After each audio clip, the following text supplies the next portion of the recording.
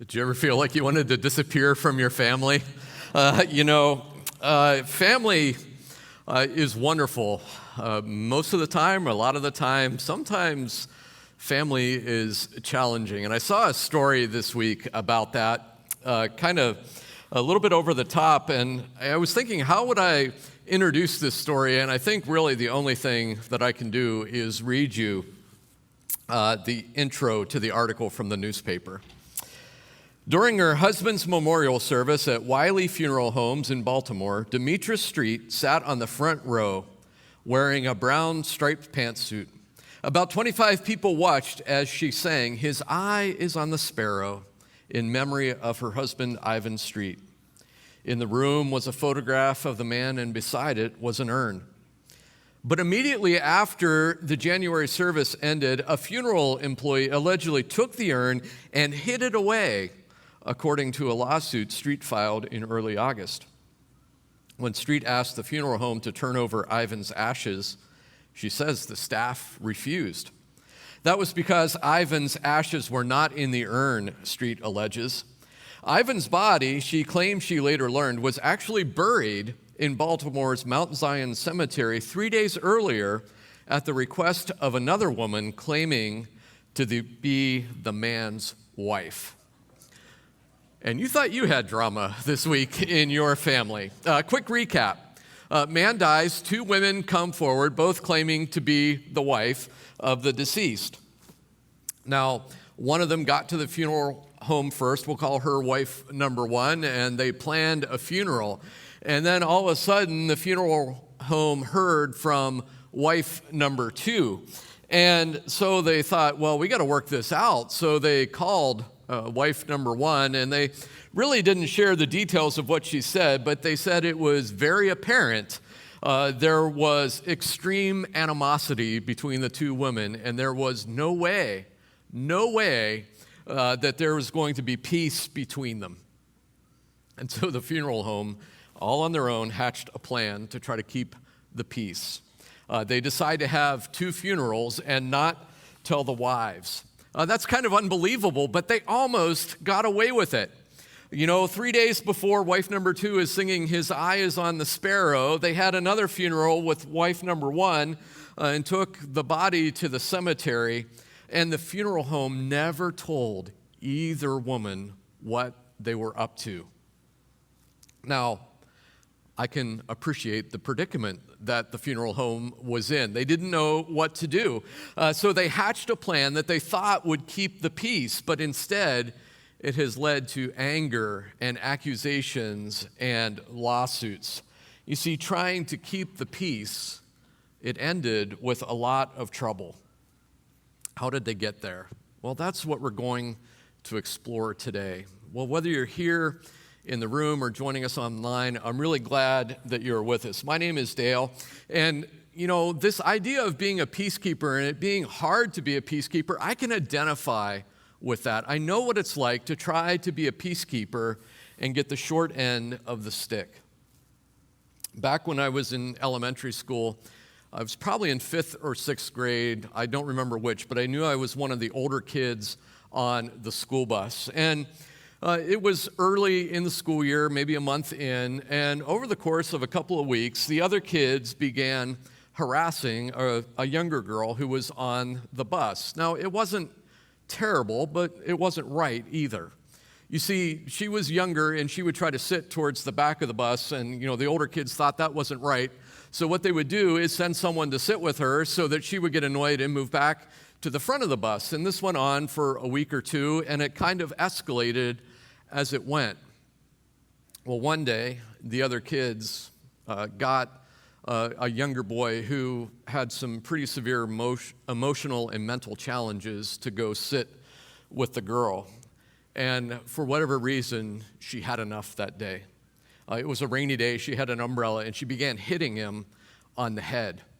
And I was mortified. I didn't know what to do. And to this day, I have no idea what was in the bus driver's mind. I know she saw what was going on the bus, but she never said a word. And so I thought, I've got to do something to try to keep the peace. And so the only thing I could think to do was to go sit beside the girl, take the boy who was there and say, you sit over here, so that he was safe and that no one else would harass her for the rest of the ride. Now, I thought I was the hero when I got home from school that day. But here's what happened. The next morning, we woke up to a man banging on the front door of our house. And he was yelling and he was agitated and he wanted to know why I was harassing his daughter. And so my mom agreed to meet him at the principal's office. And so we had a not very fun ride over to the school. And we got to the principal's office and I was so scared. My heart was racing. I couldn't say a word. Have you ever had one of those nightmares where there's bad stuff happening around you and you're totally aware of it, but you can't say a word, you can't move, you're just frozen in place? That's how I felt during that meeting.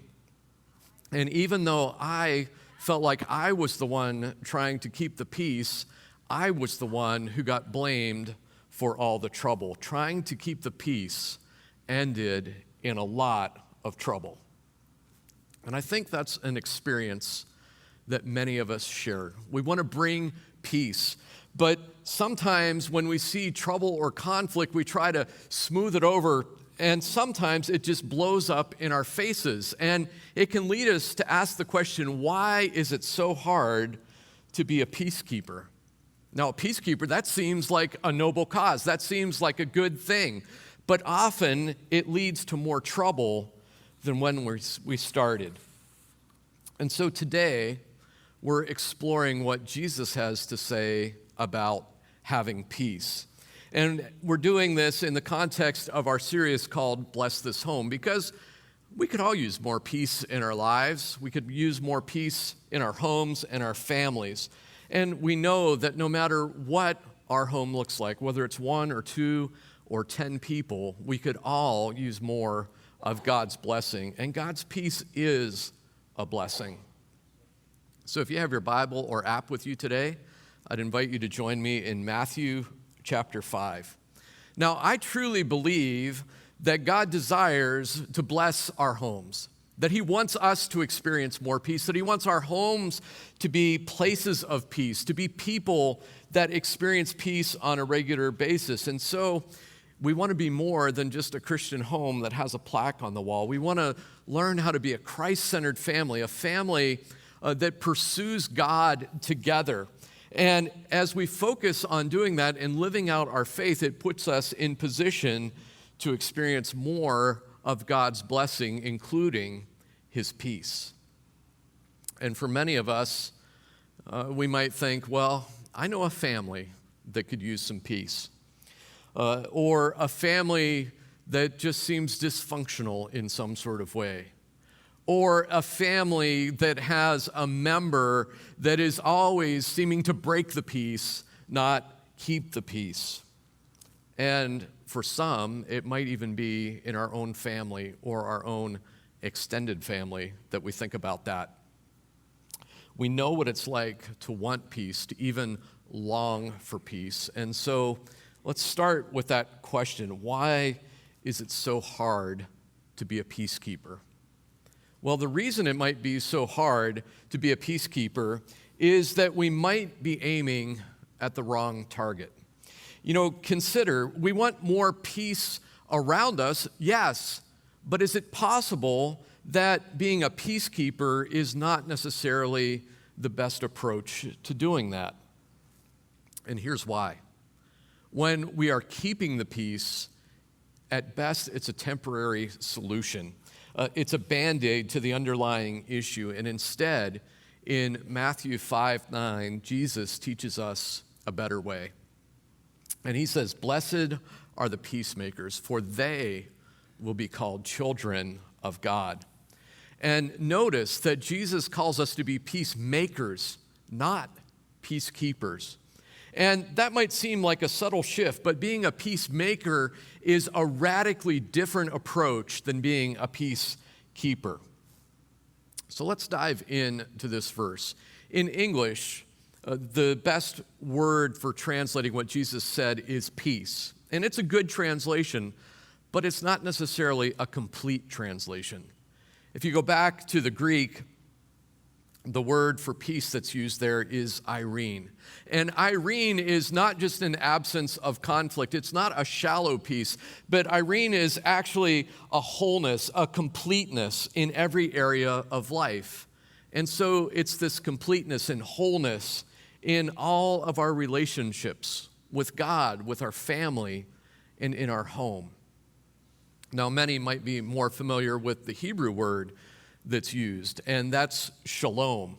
Now, shalom is a well-known greeting, and it does mean peace, but like Irene, the meaning of shalom goes much, much deeper than the English word peace.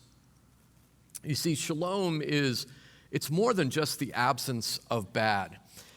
It's not just, I hope that you don't experience bad times. That's not what shalom is about. That's a tiny piece of it.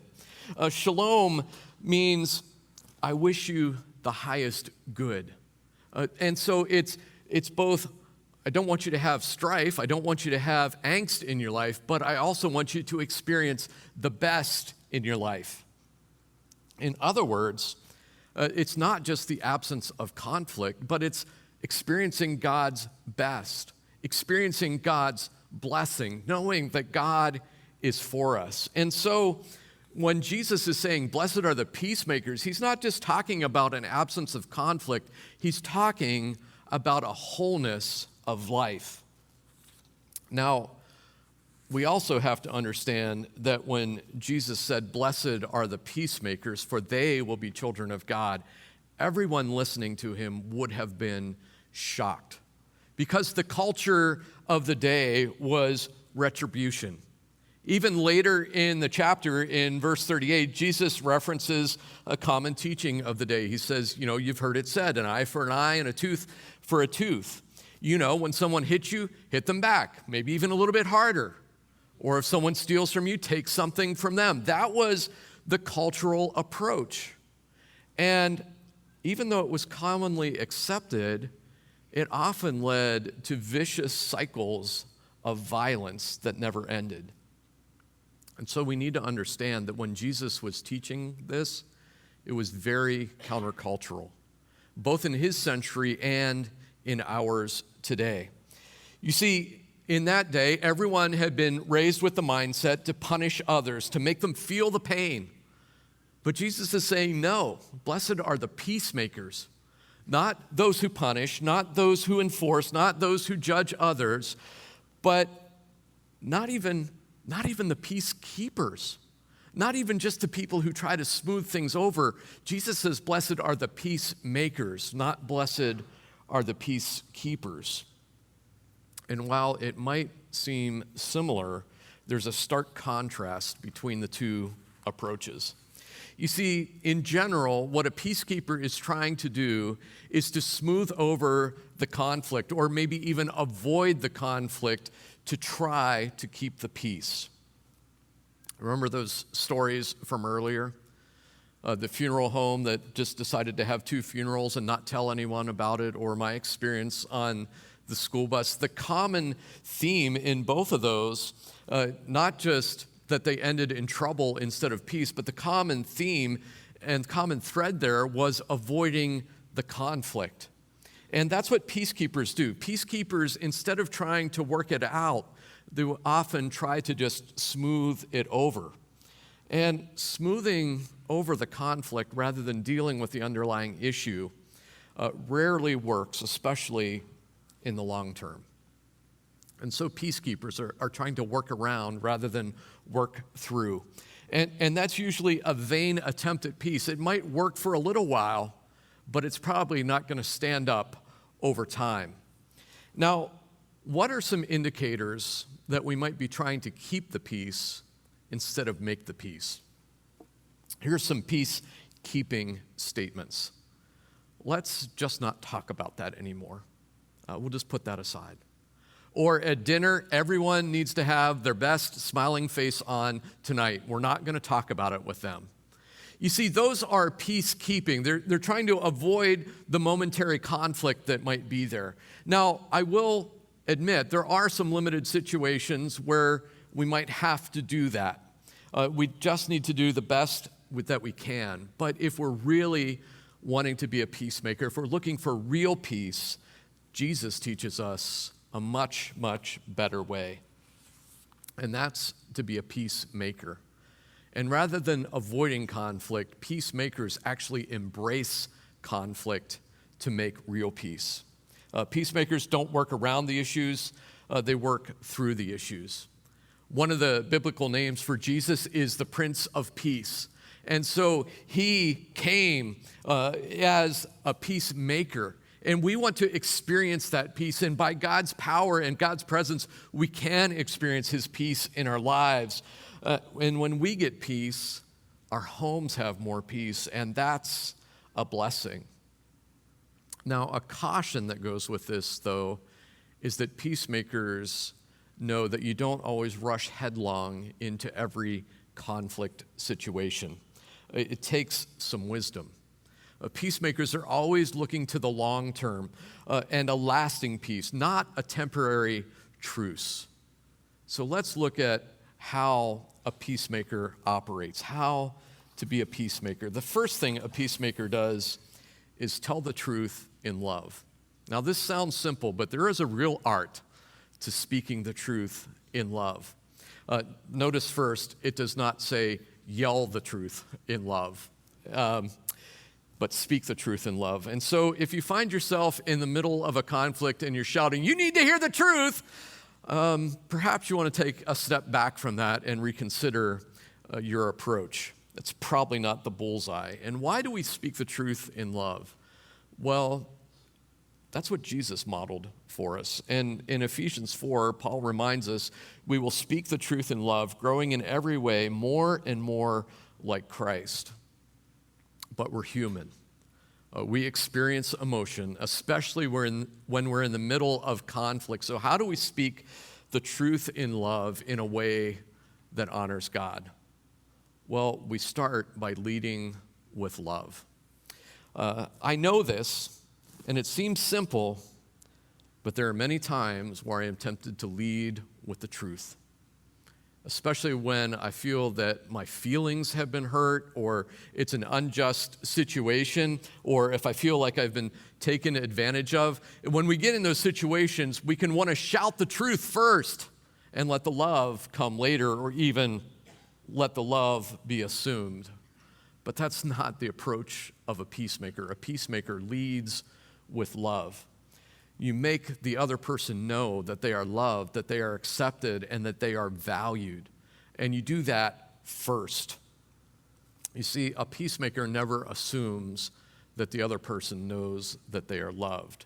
And so they speak love, and they show value before diving into the conflict. Now, we also might want to tell the truth all the time, but there are times of conflict where we need to back down just a little bit. And so when we tell the truth, we do it in non-conflict times. Now, again, when we're in the middle of a conflict, that's often the time that we want to shout the truth. I want to do that too. But during a time of conflict, especially when it's an intense conflict, it might be wiser to lean on love and to de-escalate the situation first. You know, we can't stop there, but it is important. It is important to maintain relationships and to maintain the value of other people, that we learn to de-escalate when the conflict is rising. And so we start by de-escalating the conflict. And that's a good thing, but it's not good if we just stop there. Because if we just de-escalate the conflict, that's more of a peacekeeping strategy, not a peacemaking strategy. And remember, a peacemaker longs to resolve the issue, not to cover it over. And so we lead with love, we tell the truth in non-conflict times, and then when it's time to resolve the conflict, we confront the issue. We never confront the person. Do you hear the difference in these statements? You never listen to me. Or, I feel like you're not listening to me right now, and when that happens, I feel devalued. Would you perhaps receive those two statements differently if you are in a conflict? Or, when you don't tell me the truth about something minor, it makes it really hard for me to trust you with the big things. That usually comes across much better than, "You're such a liar." It's true. Or when you check your phone at the dinner table, that makes the rest of us feel devalued. Those are all examples of confronting the issue and not the person. Remember, a peacemaker wants to make sure that the other person feels valued and remains valued in that conversation, especially during the difficult conversations. And so we tell the truth in love. The second thing a peacemaker needs to do is to learn to apologize when we're wrong. We apologize when we're wrong, when we fail to do something that we should have done, or we hurt someone, or we mess up. Please never confuse the statement, "I'm sorry that your feelings got hurt," with an apology. That's not an apology. An apology begins with accepting what we've done wrong. "I'm sorry. I was wrong." Admitting our mistake. And while "I'm sorry" is a great start, then what we need to look at is where we want to land that, and it's with this statement, "Will you forgive me?" You see, a real apology starts with an apology for a specific action. "I know I hurt your feelings when I said this, and will you forgive me? I didn't mean to hurt you." You see, we apologize and we seek forgiveness because as peacemakers, we need to own our actions. We need to understand that we have a part in the conflict as well. And there are times where we just need to recognize that we need forgiveness for what we have done as well, especially when we hurt someone that we care about. So the first two steps to peacemaking are to tell the truth in love. The second is to apologize when you're wrong. And third is to forgive and to let go. And for some, this can be the hardest step of all. To think about forgiving others, particularly those who have wounded us deeply. And while it might seem difficult, while it is difficult for many of us, it's also necessary. It's necessary to forgive, not just to be a peacemaker, but for the health of our own hearts, we need to learn how to forgive. But one of the places that we tend to get tripped up is when we forget that there's a difference between forgiveness and reconciliation. They're related, but they're two separate things. Now, reconciliation, that's the restoring of a relationship. It's generally a good thing, but not always. If there's been an ongoing pattern of abuse, if it's not a safe situation, if it's unhealthy, if the wounds are too deep, then maybe reconciliation is not the right step, at least at this time. Paul writes about this in Romans. In verses 17 and 18, he writes, "Do not repay anyone evil for evil. Be careful to do what is right in the eyes of everyone." So that's what I do. And then in verse 18, he says, "If it is possible, as far as it depends on you, live at peace with everyone." And so he's acknowledging that we can't necessarily live at peace with everyone in our lives, everyone that we encounter. We own our stuff, but the other person has to want to live at peace as well.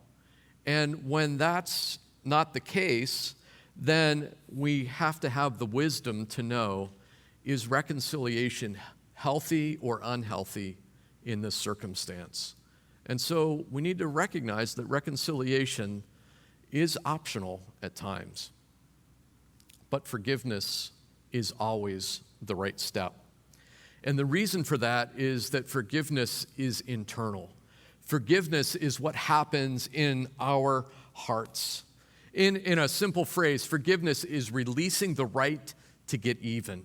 Just releasing that right. And it's for our own health. It's for our own emotional and spiritual well-being that we need to forgive, even when it seems impossible. And if that seems like a bridge too far for you, I'd like to share with you about my friend Brad. Brad White, just a beloved member here at Westlake Church, passed away, and we had his funeral earlier this week. And can I just take a moment to say, as your pastor, it filled my heart to see the church in action, to love Teresa and the family, not just this week, but through this incredible ordeal of a journey that Brad and Teresa have been on. It was 10 years ago that Brad was given a few months to live.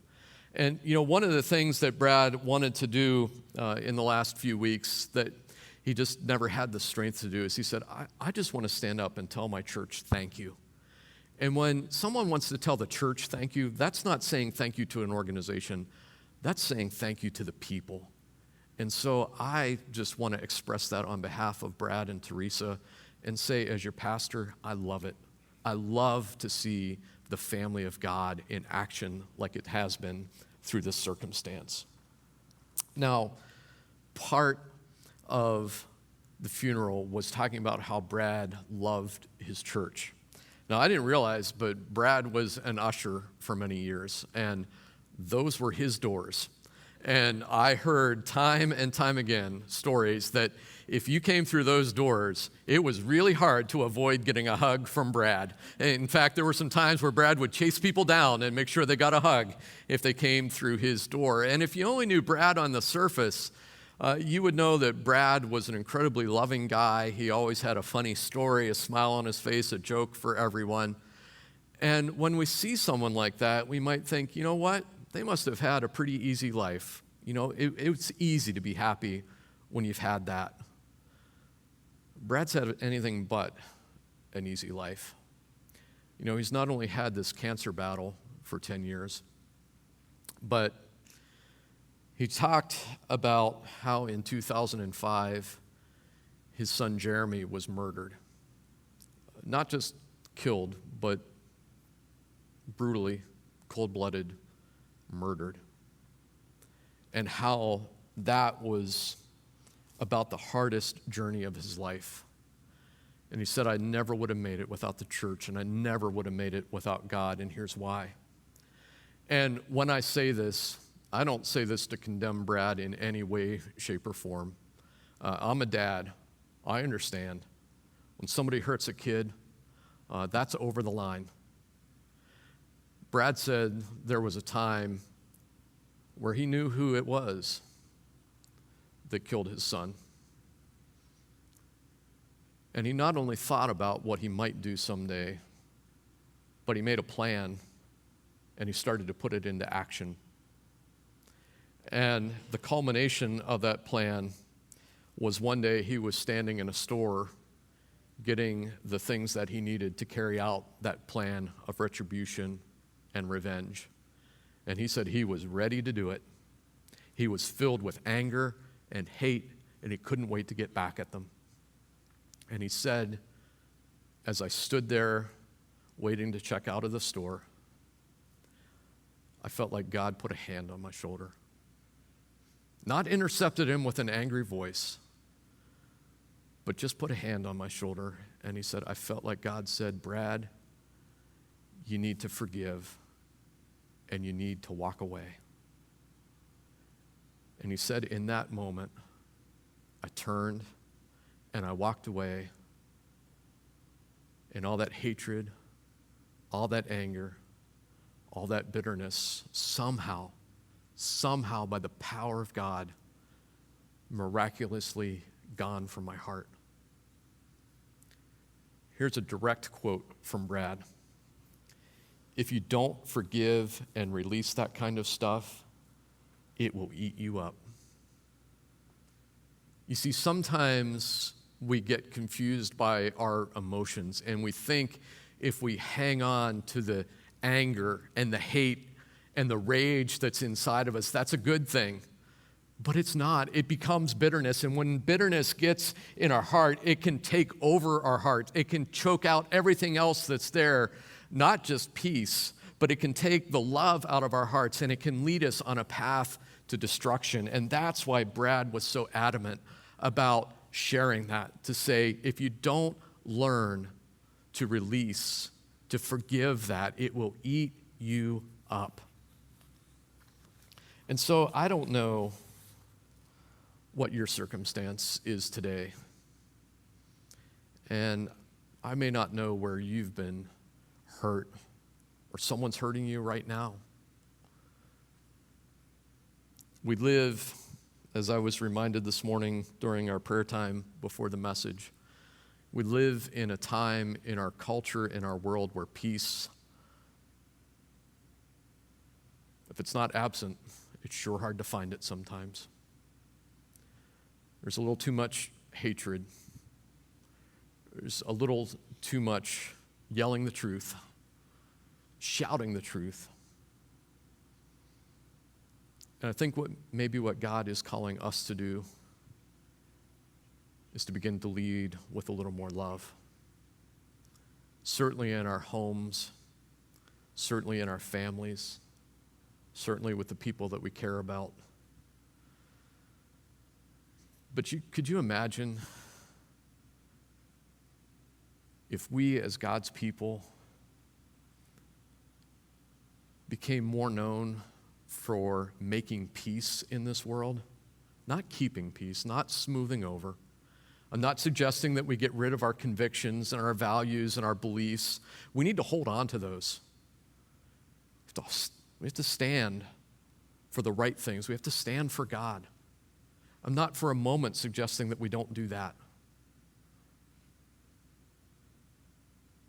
But Jesus teaches, blessed are the peacemakers, for they are the children of God. Peacemakers are the people who are bringing what God desires into this world. Let's do it together. Let's pray. God, we are just hurt by the absence of peace around us. God, we're hurt by people who inflict words, actions, horrible things on us. God, we see unjust things in the world, and it causes me, I know, to just react so strongly. And God, I think there's a positive to that. You want us to be awoken by the things around us that aren't right. But God, I confess that there are times where I go beyond being aroused and let that become anger. And even can spill into hatred, devaluing others. God, forgetting that you have made every single person that I will lock eyes with today and this week, and that you love them. It doesn't mean what we see is right. It doesn't mean that we shouldn't try to change it. I think you want us to do that.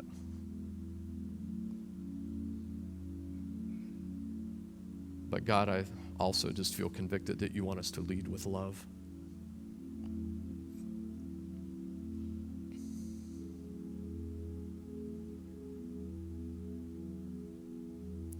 And so today I want to pray for those who have been abused, who have just suffered horrendous harm at the hands of others.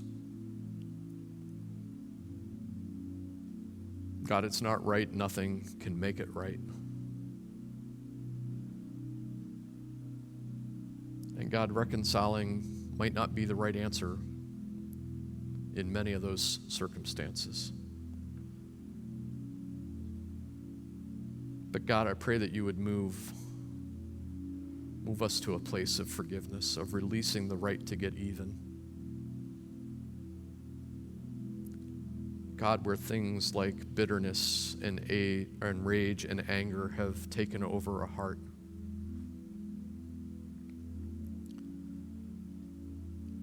That God, ever so gently, you would be reaching down even in this moment and just loosening the hold of those things.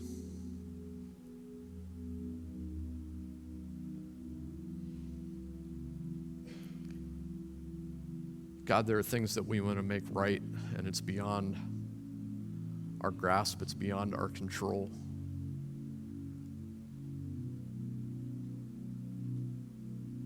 But Lord, I do believe that you call us to trust.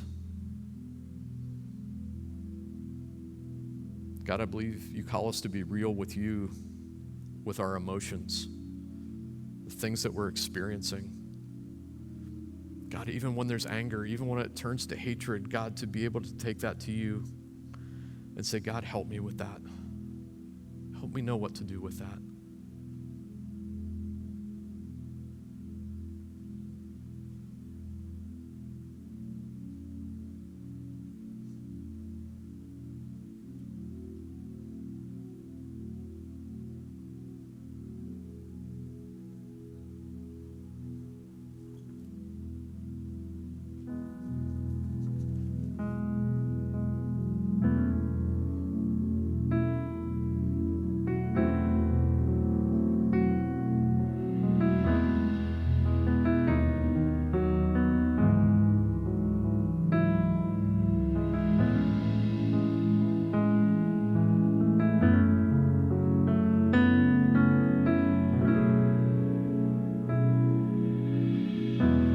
Peacemaker, fear taker, soul soother, storm smoother, light shiner, lost finder, cloud lifter, deliverer, heart toucher, truth lover, who other could be? Fear taker, peacemaker to me.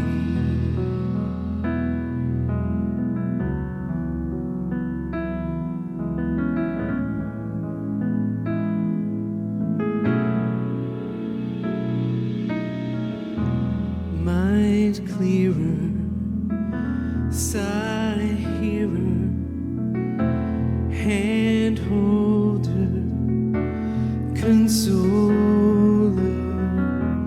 wound binder, tear dryer, strength giver, provider, heart healer, kind Father, who other could be? My Savior, peacemaker to me.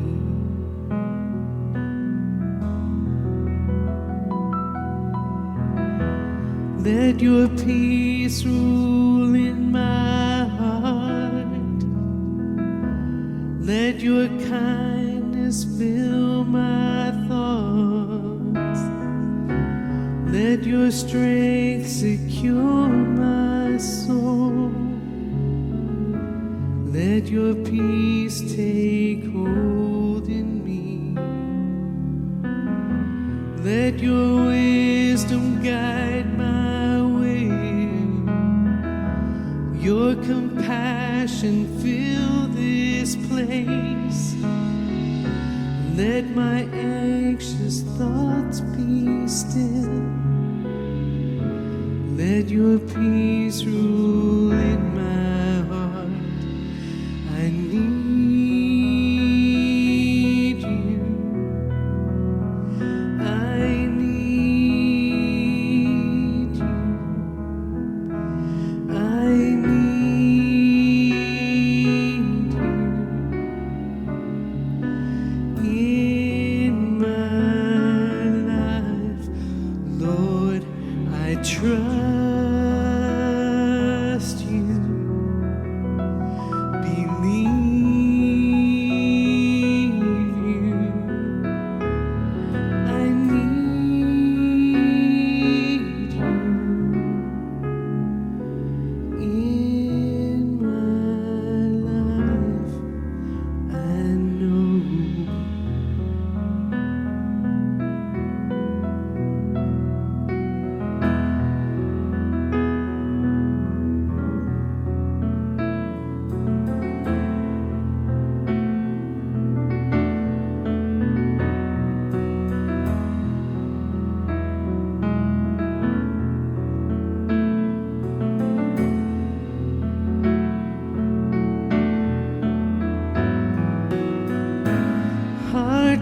Chapter.